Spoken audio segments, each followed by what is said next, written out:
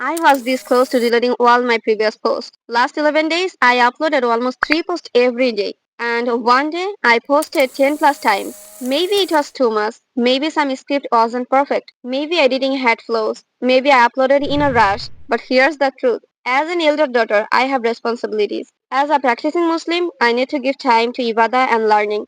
And I have a dream to build my own business. So sometimes I think, sometimes I overthink about it, but time was limited. So I couldn't always give my best to scripting or editing. But you know what? I don't regret it because I chose consistency over perfection. I chose action over execution. Alhamdulillah, I made it happen. People may talk, people may judge, but what should people say? Honestly, I don't care. So I told myself, you don't need to delete anything. Because after all, ভুল থেকেই মানুষ বেশি শেখে। We grow from mistakes, not from hiding them. এগুলো বলার কারণ শুধু একটাই, তোমার কাছে যেটা বেশি ম্যাটার করে সেটাতেই বেশি ফোকাস করো।